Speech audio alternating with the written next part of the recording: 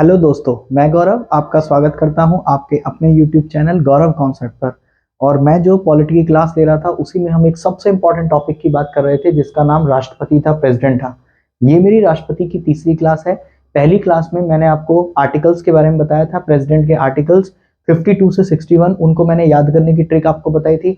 कल मैंने एक एक आर्टिकल्स के डिटेल में बात की थी, जिसमें आर्टिकल 52 जो ये कह रहा था भारत का एक राष्ट्रपति होगा, आर्टिकल 53 भारत का राष्ट्रपति जो होगा उसमें कार्यपालिका की समस्त शक्तियां निहित होंगी।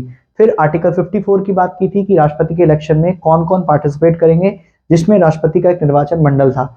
आर्टिकल 55 जो ये बात कर रहा था राष्ट्रपति के निर्वाचन की प्रक्रिया। आर्टिकल 56, 57, 58 और 59 कल मैंने आपको यहां तक पढ़ा दिया था, जिसमें मैंने राष्ट्रपति के ओथ के बारे में बताया था, राष्ट्रपति की योग्यता के बारे में आपको बता दिया था। ठीक, राष्ट्रपति वो व्यक्ति कौन होगा जो भारत का राष्ट्रपति होगा, वहां तक मैंने आपको बता दिया था। अब हमें सबसे इंपॉर्टेंट आर्टिकल की बात करनी है, जिस आर्टिकल का नाम है आर्टिकल 55। कि भाई हमने ये तो देख लिया कि हमारे देश का एक राष्ट्रपति होगा और वो राष्ट्रपति बिल्कुल ऐसा ही होगा जैसा ब्रिटेन का राजा होगा, क्योंकि राष्ट्रपति लिया ही कहां से गया है, ब्रिटेन से लिया गया है। भाई जब हम लोग हिस्ट्री को पढ़ते हैं तो हम लोग देखते हैं कि हिस्ट्री में सबसे पहले बंगाल के गवर्नर बनाए गए और फिर इन बंगाल के गवर्नर को बंगाल का गवर्नर जनरल बनाया गया, फिर इन बंगाल के गवर्नर जनरल को भारत का गवर्नर जनरल और फिर भारत का वायसराय, और अंतिम रूप से हमने इसे राष्ट्रपति का पद बना दिया। कहने का मतलब इस राष्ट्रपति की पोस्ट को हमने कहां से लिया है, ब्रिटेन से लिया है। लेकिन ब्रिटेन में जो राजा होगा वो तो अनुवांशिक होगा, कहने का मतलब उसके मरने के बाद उसका बेटा अगला राजा बनेगा। लेकिन हमारे देश में जो प्रेसिडेंट का पद है वो अनुवांशिक नहीं होगा। हमारे देश में जो राष्ट्रपति होगा वो यूएसए की तरह होगा, कहने का मतलब इलेक्टेड होगा। लेकिन यूएसए के राष्ट्रपति के इलेक्शन में जनता पार्टिसिपेट करती है, लेकिन हमारे देश के राष्ट्रपति में जनता पार्टिसिपेट नहीं करती है। इसका जो इलेक्शन होता है वो इनडायरेक्ट होता है। तो उसी के बारे में आज हम बात करने वाले हैं, जो सबसे इंपॉर्टेंट है आर्टिकल 55 जो बताता है हमें manner of election of president, राष्ट्रपति के निर्वाचन की पद्धति। अब हमने ये तो देख लिया कि हमारे देश का राष्ट्रपति निर्वाचित होगा, लेकिन वो राष्ट्रपति यूएसए की तरह निर्वाचित नहीं होगा, वो एक अलग तरीके से निर्वाचित होगा। जैसे आयरलैंड के अंदर आयरलैंड का राष्ट्रपति क्या होता है, निर्वाचित होता है। तो पेपर में आने वाला सबसे इंपॉर्टेंट सवाल राष्ट्रपति के इलेक्शन से वो ये है कि हमने राष्ट्रपति के निर्वाचन की पद्धति या प्रोसेस को कहां से कॉपी किया है, आयरलैंड से। अब राष्ट्रपति का जो निर्वाचन होता है वो आर्टिकल 55 में लिखा हुआ है, और जो ये कहता है कि राष्ट्रपति का निर्वाचन में यूनिफॉर्मिटी होगी, एक रूपता होगी। ठीक, यूनिफॉर्मिटी और एक रूपता का मतलब क्या है, जितने भी राज्य हैं सभी राज्यों के एमएलए की जो वोट वैल्यू होगी वो सभी की सभी क्या होगी, इक्वल होगी। भाई कहने का मतलब क्या है, अगर हम उत्तर प्रदेश की बात करें तो उत्तर प्रदेश के अंदर जो विधानसभा है उसके अंदर 403 सीटें हैं, कहने का मतलब उसकी सीटें ज्यादा हैं। लेकिन अगर हम यही राजस्थान की बात करें, हरियाणा की बात करें, पंजाब की बात करें, गुजरात की बात करें, महाराष्ट्र, बिहार, सभी राज्यों के अंदर विधानसभा की सीटें क्या हैं, अलग अलग हैं। क्योंकि हमने जो विधानसभा की सीटें बनाई हैं वो सीटें हमने 1971 की जनसंख्या के आधार पे हमने इसको बनाया है। तो फिर इसका मतलब सबकी वोट वैल्यू क्या होनी चाहिए, अलग अलग होनी चाहिए। लेकिन नहीं, सभी राज्यों की वोट वैल्यू इक्वल होनी चाहिए। इस तरीके से हमें वोट वैल्यू निकालनी है। ठीक, तो उसी को कहा गया है यूनिफॉर्मिटी। समरूपता होनी चाहिए, एट प्रायोरिटी होनी चाहिए। कहने का मतलब जितनी भी राज्यों की वोट वैल्यू आएगी वो सेंटर के अंदर एमपी, टोटल एमपी की वोट वैल्यू के क्या होगी, इक्वल होगी। इसको हमने बोला है समरूपता। और सबसे इंपॉर्टेंट क्वेश्चन जो सीडीएस में भी लास्ट ईयर पूछा गया था कि राष्ट्रपति के इलेक्शन में कौन सा प्रोसेस अपनाया जाता है, उसको हम बोलते हैं प्रोपोर्शनल रिप्रेजेंटेटिव सिस्टम, अनुपातिक प्रतिनिधित्व प्रणाली। अनुपातिक प्रतिनिधित्व प्रणाली यही कहती है कि जो एमपी की वोट वैल्यू है वो एमएलए के वोट वैल्यू के क्या होगी, इक्वल होगी। फिर इसी में हम एक प्रोसेस यूज करते हैं जिसको हम कहते हैं सिंगल ट्रांसफरेबल वोट सिस्टम। भाई सिंगल ट्रांसफरेबल वोट सिस्टम क्या है, ध्यान रखना है आपको, यही चीजें समझनी है कि अनुपातिक का मतलब क्या है, सिंगल ट्रांसफरेबल का मतलब क्या है। अनुपातिक का मतलब है एमपी की वोट वैल्यू एमएलए के वोट वैल्यू के इक्वल होगी, और सिंगल ट्रांसफरेबल वोट सिस्टम का मतलब क्या है, जिस राष्ट्रपति के निर्वाचन में जितने भी लोग खड़े हुए हैं सभी लोगों को वोट दिया जाएगा और फिर वो वोट कैसे करेगी, रोटेट करेगी, ट्रांसफर करेगी। अभी थोड़ी देर बाद मैं आपको समझाऊंगा, जिसे हम कहते हैं सिंगल ट्रांसफरेबल वोट सिस्टम। और राष्ट्रपति का जो निर्वाचन होगा वो सीक्रेट बैलेट होगा, गुप्त मतदान होगा। कहने का मतलब जिसके बारे में किसी को भी नहीं पता होगा। ठीक, आपको ये बात ध्यान रखनी है। लेकिन हमने 2012 में देखा था मुलायम सिंह यादव ने जब अपना मतदान किया था तो उसी के मत को कैंसिल किया गया था, ये न्यूज हमने सुनी थी। क्योंकि राष्ट्रपति के निर्वाचन के बारे में ना तो किसी को बताया जाता है, केवल जो मेंबर खड़े होते हैं उनके बारे में तो पता होता है, लेकिन राष्ट्रपति का निर्वाचन कैसे करवाया जाएगा, कैसा गुप्त मतदान होता है, उसके बारे में नहीं बताया जाता।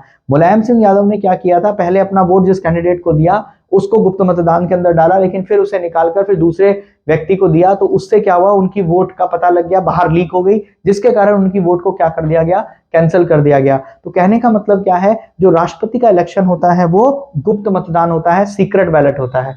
अब सबसे बड़ी बात ये होती है कि राष्ट्रपति का इलेक्शन होता कैसे है। भाई कल की क्लास में मैंने आपको बताया था कि जो राष्ट्रपति का इलेक्शन होता है, उस राष्ट्रपति के इलेक्शन में लोकसभा और राज्यसभा के इलेक्टेड एमपी क्या करते हैं, पार्टिसिपेट करते हैं। साथ ही राज्यों की जो विधानसभा है उस विधानसभा के इलेक्टेड एमएलए पार्टिसिपेट करते हैं, और साथ ही दिल्ली और पुडुचेरी की जो विधानसभा है जिसे 70वें संविधान संशोधन के तहत हमने जोड़ा था 1992 में, उसके भी इलेक्टेड एमएलए, वहां की विधानसभा के इलेक्टेड एमएलए भी पार्टिसिपेट करते हैं राष्ट्रपति के निर्वाचन में। जब राष्ट्रपति के निर्वाचन में राज्यों के इलेक्टेड एमएलए पार्टिसिपेट करते हैं तो यहां हम एक एमएलए की वोट वैल्यू निकालते हैं।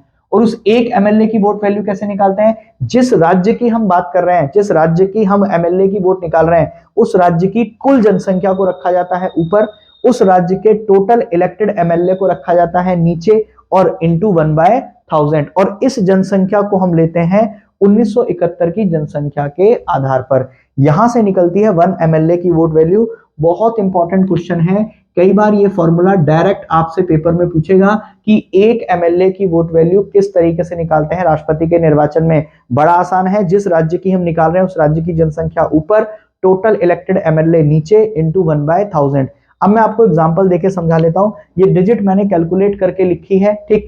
ऐसे ही हम अपनी मर्जी से कोई भी डिजिट नहीं ले सकते, नहीं तो बड़ी दिक्कत हो जाएगी सॉल्व करने में, तो मैंने ये कैलकुलेट करके डिजिट लिखी है। फॉर एग्जांपल हमने राजस्थान गवर्नमेंट किया या राजस्थान स्टेट की वोट वैल्यू निकाल रहे हैं हम एक एमएलए की, तो राजस्थान की कुल जनसंख्या लिखी ऊपर जो है 25765,806, उसके टोटल इलेक्टेड एमएलए लिखे नीचे इंटू 1/1000। जब हमने इसको निकाला तो आया 128.82। अब पॉइंट में तो नहीं लिख सकते, इसलिए हमने अप्रोक्सीमेटली, ये पॉइंट के बाद 5 से ज्यादा है तो हमने यहाँ पर कितना लिख लिया, 129 एक एमएलए की वोट वैल्यू आई है, ये एक एमएलए की है। और राजस्थान के अंदर टोटल इलेक्टेड एमएलए कितने हैं, मान लो 200, तो जब 200 हैं तो 200 की मल्टीप्लाई 129 में करेंगे तो टोटल वोट वैल्यू कितनी आएगी, 2580। ठीक, ये केवल राजस्थान की आएगी। ऐसी हमें हर स्टेट की निकालनी है, यूपी की, महाराष्ट्र की, बिहार की, इसी तरीके से सारे स्टेट की निकालेंगे। और जब सारी स्टेट की निकालेंगे तो उसे जोड़ा जाएगा, तो उसे जोड़ने के बाद आया मान लो 2549495, ये टोटल स्टेट के एमएलए की वोट वैल्यू आ गई। अब ये तो एमएलए की वोट वैल्यू है, हमारा मेथड क्या कहता है कि एमपी की वोट किसके इक्वल होनी चाहिए, एमएलए की। अब हमें किसकी वोट निकालनी है, एमपी की। एमपी कहां बैठता है, लोकसभा में और राज्यसभा में। तो एमपी की वोट वैल्यू कैसे निकलती है, total elected MLA of all state, सभी राज्यों के जो इलेक्टेड एमएलए हैं उनकी वोट वैल्यू ऊपर, प्लस यूनियन टेरिटरी के जो इलेक्टेड एमएलए हैं वो उनकी vote value, divided by elected MP of Lok Sabha and Rajya Sabha. अब इनकी टोटल वोट वैल्यू मैंने निकाली, तो मैंने आपको बताया इनकी टोटल वोट वैल्यू आई 549495, ये इनकी वैल्यू आई। लोकसभा और राज्यसभा की बात करते हैं जब हम, तो लोकसभा के अंदर 543 इलेक्टेड होते हैं, क्योंकि 2 कौन होते हैं, एंग्लो इंडियन। राज्यसभा की बात करते हैं तो 243, जब आप इसे ऐड करोगे तो ये आएगा 776। इसे किससे डिवाइड करेंगे, 776 से। और जब हमने इसे 776 से डिवाइड किया तो एक एमपी की वोट वैल्यू कितनी आई, 708। और टोटल इलेक्टेड एमएलए कितने, एमपी कितने हैं लोकसभा और राज्यसभा के, 776। तो 708 को जब हमने 776 से मल्टीप्लाई किया तो ये वोट वैल्यू आई 594408। और इस वोट वैल्यू को इस वोट वैल्यू में क्या कर देते हैं, जोड़ देते हैं। तो जोड़ने के बाद जो संख्या आती है तो उसके अनुसार एक व्यक्ति को इस वोट वैल्यू से 50% प्लस 1 मिलना चाहिए। अगर उस व्यक्ति को 50% प्लस 1 से ज्यादा मिलता है तो वह व्यक्ति क्या हो जाता है, जीत जाता है। कहने का मतलब देखो, मैं समझ सकता हूं ये कैलकुलेशन बहुत टफ है, आपसे पेपर में ये कैलकुलेशन नहीं पूछेगा। जो बच्चे वनडे एग्जाम की तैयारी कर रहे हैं, अगर आप यूपीएससी का मेंस वगैरह लिख रहे हो तो आपको ये डिजिट याद रखनी पड़ेगी, नहीं तो आपको केवल ये याद रखना है अगर एमएलए की वोट निकाल रहे हैं तो उस राज्य की जनसंख्या divided by total elected MLA into 1/1000। MP की वोट निकाल रहे हैं तो total MLA of all state plus union territory के MLA divided by total elected MP of Lok Sabha and Rajya Sabha, आपको इससे डिवाइड करना है।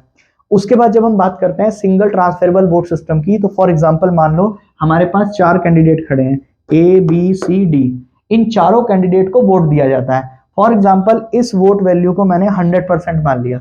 अगर ये वोट वैल्यू 100% है, मान लो पहले को मिले 40, दूसरे को मिले 25, तीसरे को मिले 20, चौथे को मिले 15, मतलब एक व्यक्ति हर एक व्यक्ति को वोट देता है, लेकिन वो प्रायोरिटी वाइज वोट देता है कि मेरी पहली प्रायोरिटी इसकी है, सेकंड प्रायोरिटी इसकी है, थर्ड प्रायोरिटी इसकी है, फोर्थ प्रायोरिटी इसकी है। तो जिसकी प्रायोरिटी सबसे कम होती है उसे क्या कर दिया जाता है, हटा दिया जाता है। अब इसके वोट क्या कर दिए जाते हैं, ट्रांसफर कर दिए जाते हैं दूसरे व्यक्ति को। मतलब ट्रांसफर का मतलब है ये जो इसके वोट है वो सभी व्यक्तियों में बटेंगे। अब वो उसकी इच्छा होती है कि वो व्यक्ति इसको हटाकर अब किसको प्रायोरिटी पे रखना चाहते हैं। फॉर एग्जाम्पल 50, 30, 20 तो हो गए ना, 50, 30, 80, 20, 100। अब ये 20 लिस्ट पर है तो इसे क्या कर देंगे, हटा देंगे। अब इसके 20 ट्रांसफर हो जाएंगे, जैसे 60 और 40, तो इसके अनुसार ये व्यक्ति क्या हो गया, जीत गया। इसी को हम बोलते हैं सिंगल ट्रांसफरेबल वोट सिस्टम। एक व्यक्ति का मत जो है वो सभी में क्या करता है, घूमता है। और ये स्टेजेस में होता है, स्टेज 1, स्टेज 2, स्टेज 3 आप सुनते हो। पहले चरण में ये व्यक्ति जीत गया, दूसरे चरण में जीत गया, तीसरे चरण में जीत गया। इसी को हम बोलते हैं स्टेज 1, 2, 3, 4। तो अगर हम राष्ट्रपति के निर्वाचन की बात करें तो बड़ा आसान है राष्ट्रपति के निर्वाचन को समझना। राष्ट्रपति का निर्वाचन आर्टिकल 55 में लिखा हुआ है। इसको हमने कॉपी कहां से किया है, आयरलैंड से। इसके लिए एक तो यूनिफॉर्मिटी होनी चाहिए, प्रायोरिटी होनी चाहिए, समरूपता होनी चाहिए, सिंगल ट्रांसफरेबल वोट सिस्टम होना चाहिए, प्रोपोर्शनल रिप्रेजेंटेटिव सिस्टम होना चाहिए, और कैसा होना चाहिए, सीक्रेट बैलेट होना चाहिए, गुप्त मतदान। इसमें एक एमएलए की वोट किसके इक्वल होती है, एमपी की, एमपी के इक्वल। एमएलए की वोट निकालने का तरीका ये, एमपी की वोट निकालने का तरीका ये। दूसरी बात, जब हम राष्ट्रपति के इलेक्शन की बात करते हैं तो राष्ट्रपति के इलेक्शन को कौन करवाता है, इलेक्शन कमीशन ऑफ इंडिया। और अगर राष्ट्रपति के इलेक्शन में कोई मान लो गड़बड़ है या कुछ भी विवाद है तो उस विवाद को सॉल्व करने के लिए कौन है हमारे देश में, सुप्रीम कोर्ट। ये क्वेश्चन भी एक बार पेपर में पूछा हुआ है कि अगर राष्ट्रपति के इलेक्शन में कोई ना कोई विवाद होता है तो उस विवाद का निपटारा कौन करेगा, सुप्रीम कोर्ट करेगा। पहली बात तो ये। अब एक बच्चे का क्वेश्चन आया, उसने मुझसे कमेंट करके पूछा कि भैया मुझे ये बताओ कि अगर किसी राज्य के अंदर विधानसभा नहीं चल रही है तो फिर उस राज्य की वोट वैल्यू कैसे निकालेंगे। उस राज्य को फिलहाल हम क्या कर देंगे, छोड़ देंगे, लीव कर देंगे, और जो बाकी राज्य हैं उनकी वोट वैल्यू फिर सेंटर में एमपी, लोकसभा और राज्यसभा की वोट वैल्यू के क्या होगा, इक्वल होगा। ये क्वेश्चन भी लेटेस्ट सीडीएस में पूछा हुआ है कि अगर किसी राज्य की विधानसभा में विधानसभा नहीं चल रही है या विधानसभा के अंदर कोई भी व्यक्ति नहीं बैठा हुआ है, कहने का मतलब वहां पे इलेक्शन चल रहे हैं, तो उस कंडीशन में क्या उस राज्य के लिए राष्ट्रपति के इलेक्शन को होल्ड किया जाएगा क्या, नहीं, राष्ट्रपति के इलेक्शन को होल्ड नहीं किया जाएगा। उसको हम क्या कर देंगे, छोड़ देंगे उस राज्य को। बाकी राज्यों की वोट वैल्यू एमपी, सेंटर में एमपी की वोट वैल्यू उसके इक्वल क्या होगी, बराबर होगी। अब जब हम नेक्स्ट क्लास पढ़ेंगे तो आर्टिकल 59, 60 और 61 के बारे में बात करेंगे। 3 आर्टिकल बचे हुए हैं और इसमें सबसे इंपॉर्टेंट आर्टिकल है जो है आर्टिकल 61। कहने का मतलब राष्ट्रपति को हटाने के लिए जो प्रक्रिया हम यूज करते हैं उसे हम बोलते हैं महाभियोग। ठीक, तो नेक्स्ट क्लास में हम महाभियोग के बारे में बात करेंगे और फिर इसके बाद हम अपना नेक्स्ट टॉपिक शुरू करेंगे जिसको हमने बोला है पावर ऑफ द प्रेसिडेंट, जो सबसे ज्यादा इंपॉर्टेंट है। अगर इंडियन कॉन्स्टिट्यूशन की बात करें तो इसी कॉन्स्टिट्यूशन में सबसे इंपॉर्टेंट आदमी ही प्रेसिडेंट है, तो आपको प्रेसिडेंट को बहुत अच्छे से पढ़ना है। ठीक, आने वाले टॉपिक्स आपके लिए बहुत ज्यादा इंपॉर्टेंट होंगे, बहुत ज्यादा जरूरी होंगे। ठीक, तो अगर मेरी वीडियोस आपको समझ में आ रही हैं, मैं बहुत कम समय में, प्रिसाइज समय में आपको सारी की सारी इंफॉर्मेशन दे पा रहा हूं, तो आप मेरी वीडियो को जरूर लाइक कीजिए और सब्सक्राइब कीजिए मेरे चैनल को, मेरी वीडियो को आगे फॉरवर्ड जरूर कीजिए। आप इसका स्क्रीनशॉट ले लीजिए ताकि आप अपने नोट्स को कंप्लीट कर सकें। ठीक, और आगे की क्लास के लिए, ठीक, आगे की क्लास जैसे भी होगी मैं आप लोगों को बताऊंगा। ठीक है, थैंक यू, धन्यवाद।